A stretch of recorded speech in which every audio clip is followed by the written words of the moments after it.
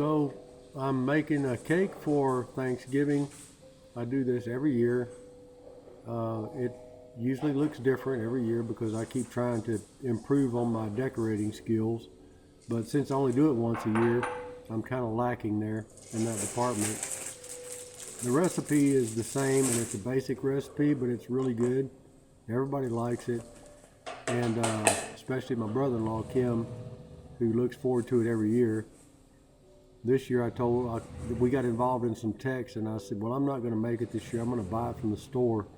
15 minutes later, I get a phone call and he's questioning about this carrot cake. So obviously it was a joke, but we're making a carrot cake again, and I'm going to fast forward through a lot of this.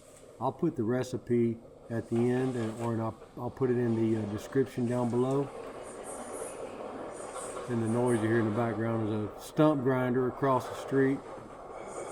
It goes away in a little bit. But I'm going to fast forward, make this go a little quicker so that you don't get bored with all this minute detail of baking a cake. It's nothing but mixing and stirring and following the directions. Thanks for watching.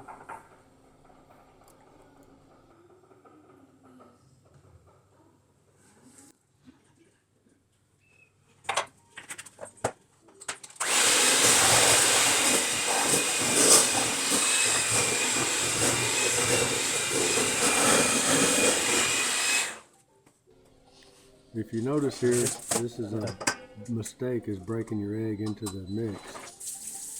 So if you get an eggshell in there, you got to get it out now. So get a glass and break your eggs into a glass, and then pour them in one at a time as you're mixing.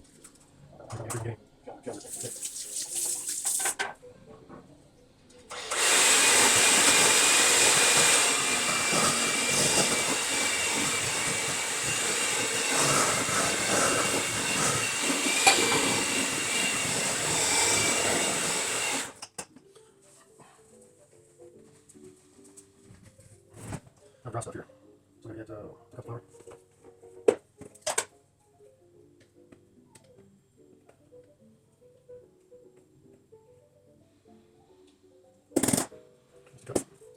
The flour happens over here.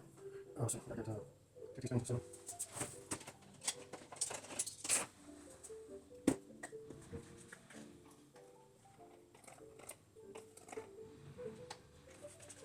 Just 2 teaspoons of baking soda.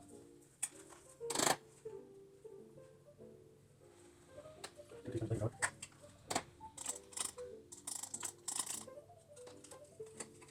1 teaspoon of salt. Dried beef in there. Sip dried beef in sugar.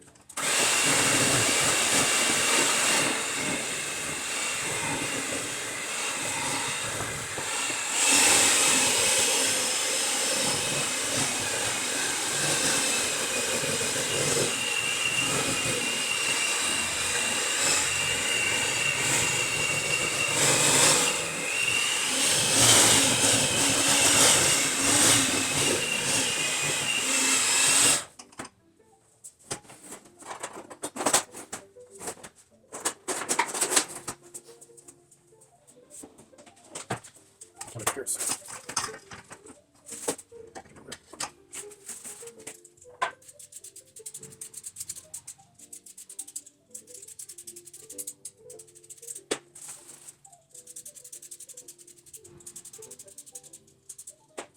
What's have here?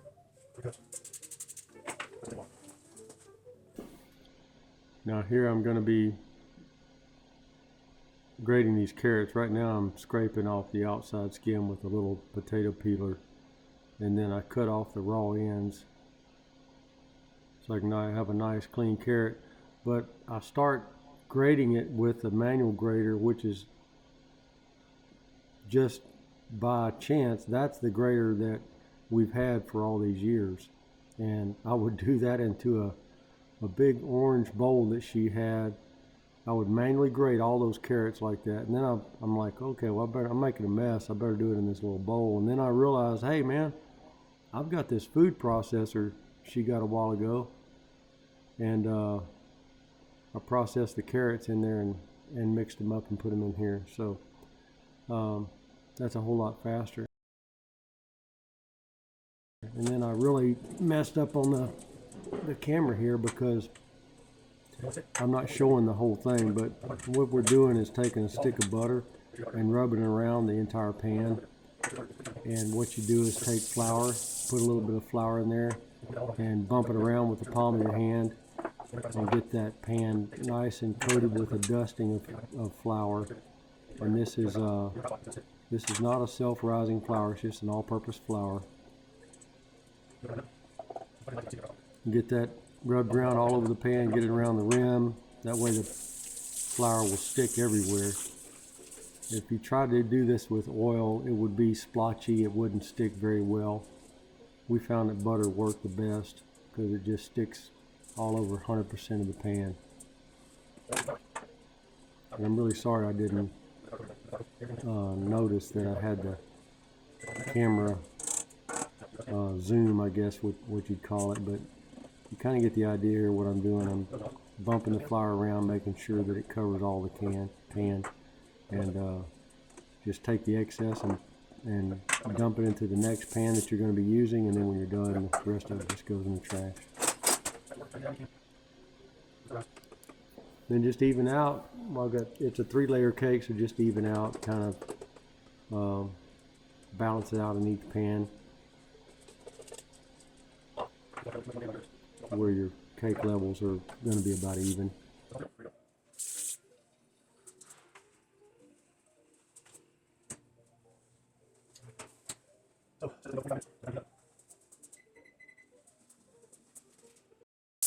Take some plastic wrap and lay it out across the countertop like this.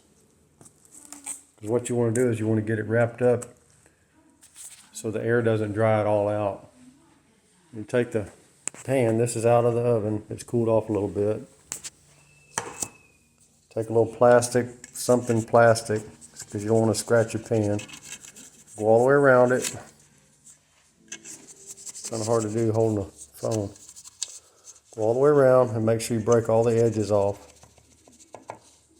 What you're going to do is take it, put it upside down on here, hold it with your hand, put it upside down on this plastic, and then you're going to slam it down on the countertop, pop it out of that pan. See if we can. You're going to take it and hold it upside down.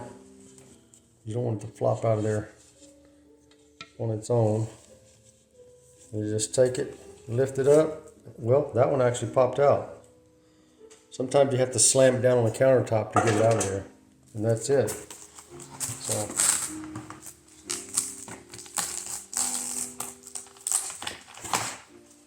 you just wrap it up until you're ready for icing.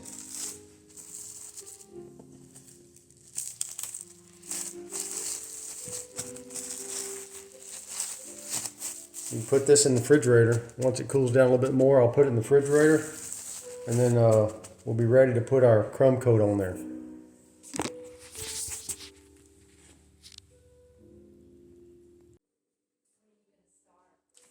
gonna start right now. So we gotta have, so you got a double thing here. You got 1 pound, so it's 2 pounds, which is this. We're doubling the recipe, right? 2 pounds of this confection sugar. Why does this say powdered sugar and it's not confection sugar? Is that different? They're the same, aren't they? I don't know. I'm not a sugarologist. Ask that question. I think one is. So there'll be 2 packs of cream cheese, which I got that in here. I got the stick of butter in here. And 2 teaspoons of vanilla, so that's going to take 4 teaspoons of vanilla. Make sure you take all this stuff, the cold stuff out, and let it sit at room temperature. Let it get soft before you try to mix it. I start a little bit too early and it makes it a little bit harder to mix. The cakes are in the fridge. Skittles in here. And all this just gets mixed up in it. Kinda. I think you mix the cream up first, the creamy stuff, and then dump the powder in there. You can't do that.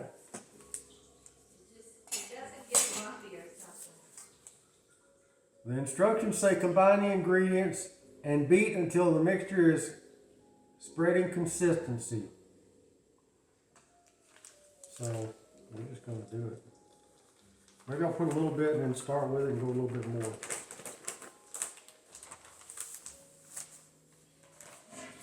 If that's okay with you.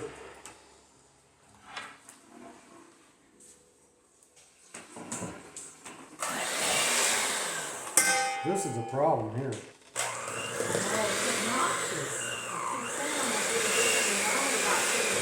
I wanted to get that KitchenAid thing. That would have been a whole lot better than this. This is a mess.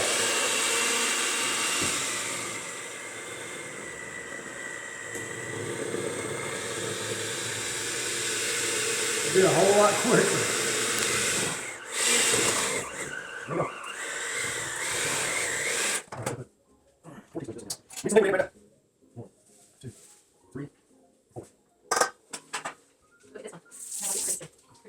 Awesome.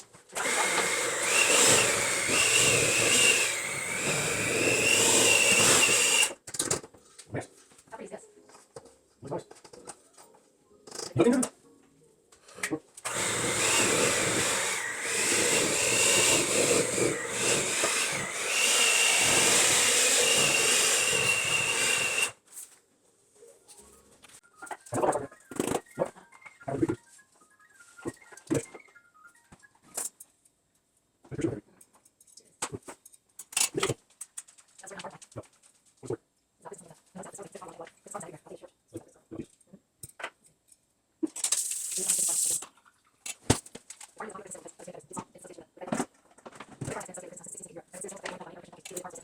Now you watch me put this little dab of icing.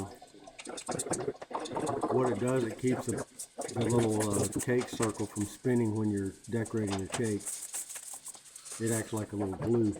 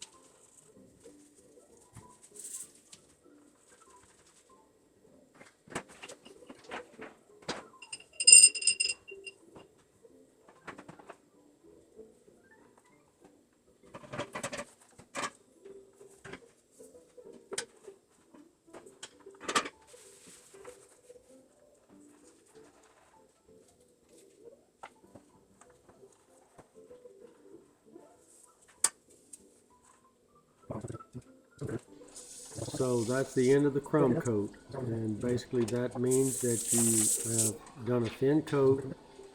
You put it in the refrigerator to cool down, and when you apply your final coat of icing, the crumbs won't come off onto your offset spatula and get it all contaminated, so it stays nice and clean.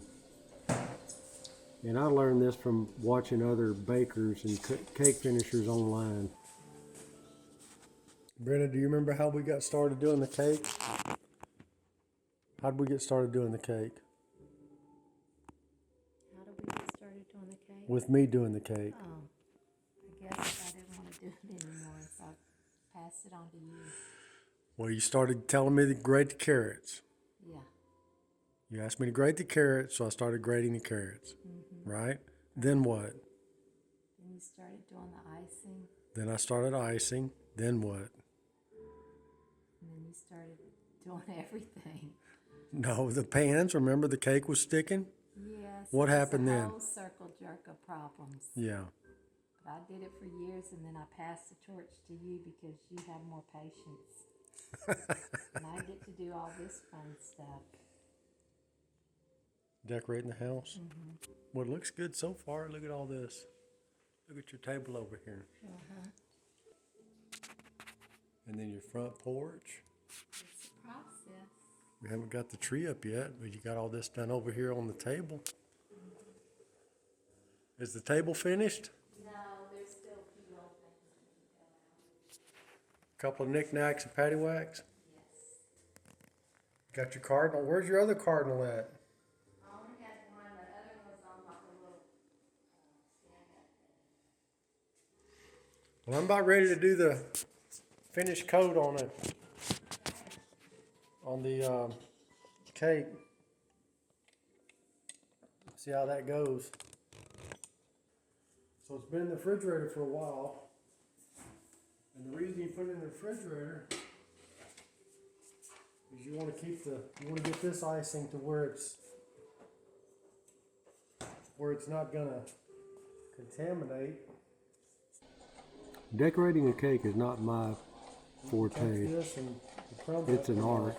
It's an art form, and I don't have a clue. I do my very best at trying to make it nice and smooth, but I'm telling you, decorating a cake is not an easy thing to do. I can do it with the offset spatula, but this is a better. If you don't want to know what I'm doing there, I'm taking the grout bag, the pastry bag, and putting it in a cup. It doesn't matter what kind of cup it is. This just happens to be one of those insulated cups. It holds it up in place while you're putting the icing in it. Around the cake, it makes a big mess. Icing is a mess. Even though it's a crumb coat, you still don't want to touch it. And what I do here is I just put it in any kind of a cup will do. Put your pastry bag in a cup and it holds it up right for you.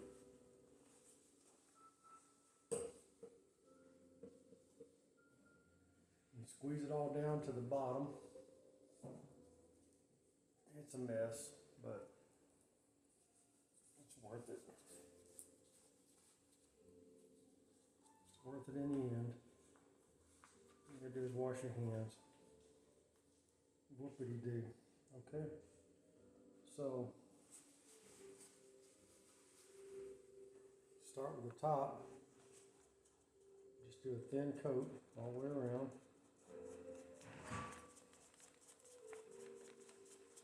And we'll spread this with the offset spatula. Then we'll come around and do the sides. I got this clean. Wash this off. So I don't have any crumbs. And come around and smooth the top off.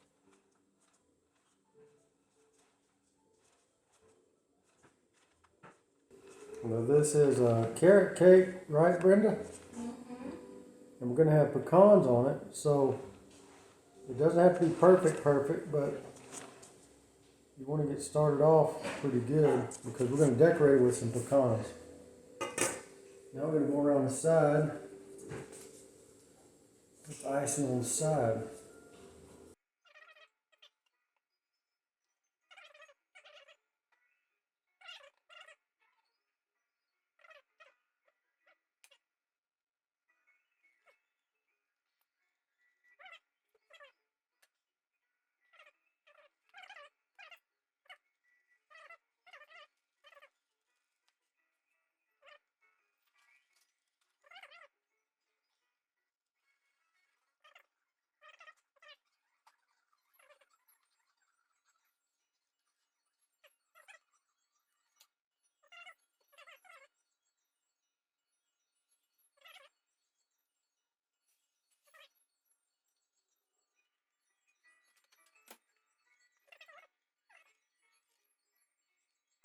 I'm no professional, obvious, but like in construction, caulking covers a multitude of sins, and so does icing.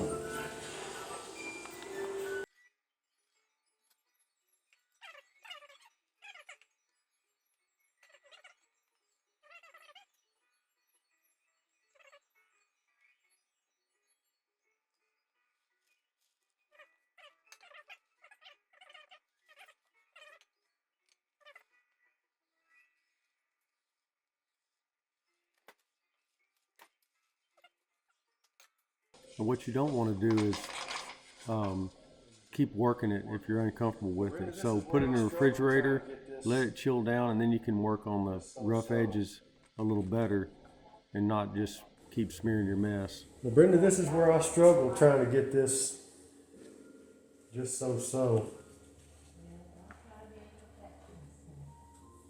Well, You're out tasting the icing, it's delicious. I'm trying to improve on what we did last year, and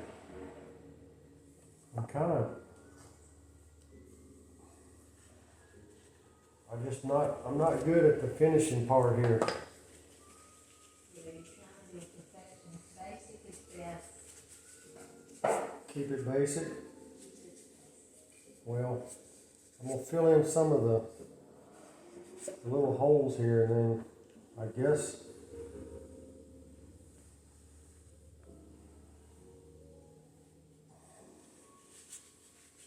at that point we'll start putting the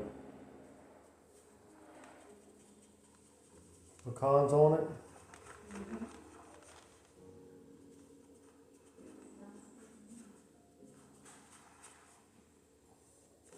This is the hardest part for me, is trying to make it look good at the end. No, it looks amazing. Well,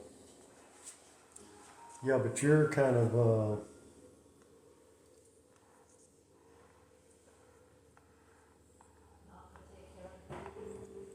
not that you're not particular, but It's not the most important. you're easy on me. Nobody ever complains about it though, do they? Nope. Never heard one person complain.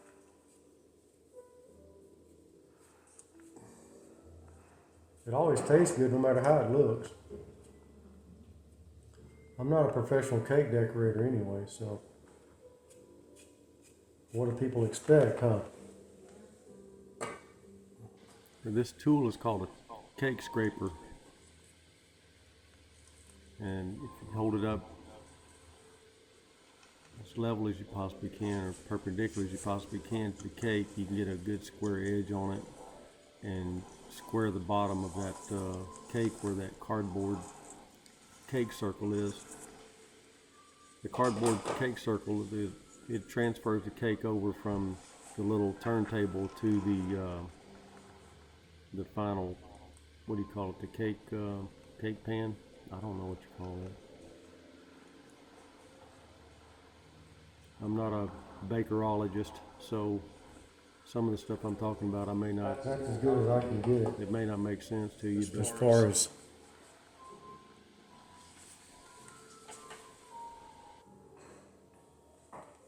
perfection, it's about as good as I can do.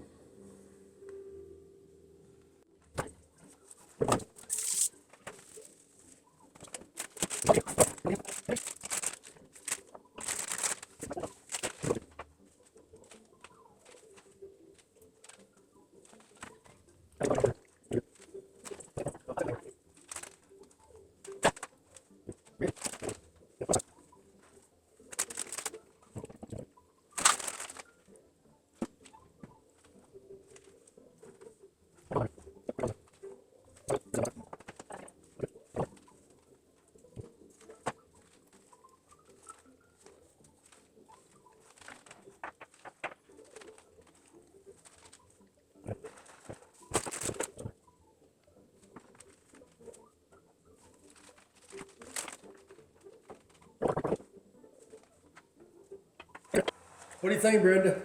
You done? Come look at it. I haven't done the carrot yet. Oh, pretty. See anything missing? That looks pretty. Maybe here.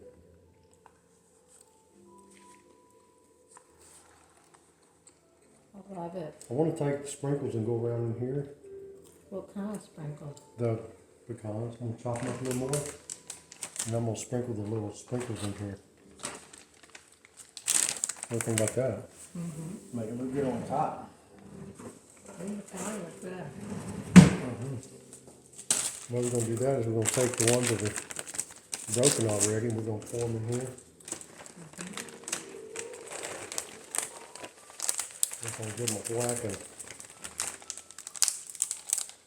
I saw a box where you chopped up once. You did. But they're not Real they're not as fine as you'd like them to be, so. Okay. Where's your hammer at, Brandy? I don't have a hammer in here. You got that meat tenderizer with a little hammer?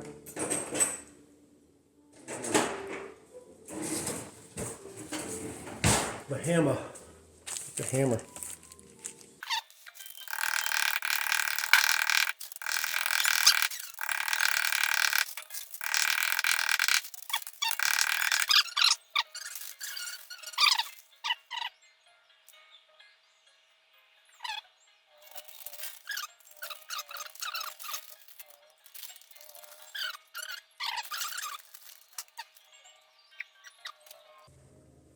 What do you think about that? Pretty. Love it, love it. Now we gotta make a. I'm gonna put this back in the fridge and I'm gonna try to work on those carrots. See if I can make it. Alright, I gotta figure out how to do carrots at this point.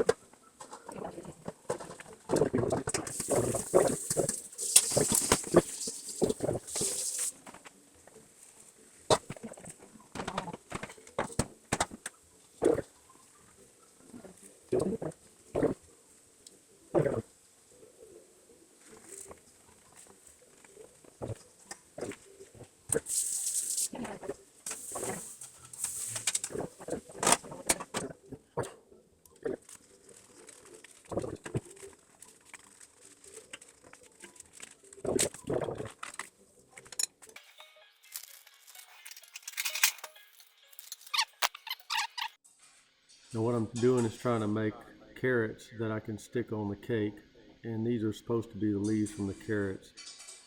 But when I get done, you can see how it looks like an orange shrimp with green claws. That's what I've described it as. But it's all right. I don't know how to make leaves that's similar to a carrot leaf.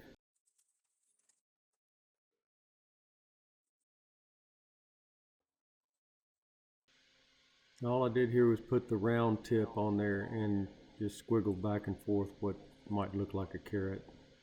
And then when I'm done, take them and put them in the refrigerator so it'll harden up, and then you can put it back on the cake.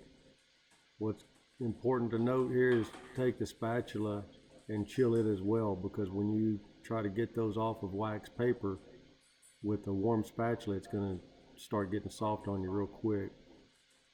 Use a cold spatula, and you may have to put them in and out of the refrigerator a couple of times as you're working it, because once they get out in room temperature, they'll get soft on you. So there you have it. It's cleanup time and time to get a little coffee. And there's our cake. If you want to give it a shot, it's easy to make. You just need a couple of little special tools and a little bit of instruction, and you'll get better at it as you go. I won't even bother trying to show you the first one I ever did. It was lopsided and it looked horrible, but we're getting better. We practice once a year. Tastes really good, and I think you ought to try to make you a good carrot cake for next Thanksgiving. Make sure you hit that like and subscribe button. Later.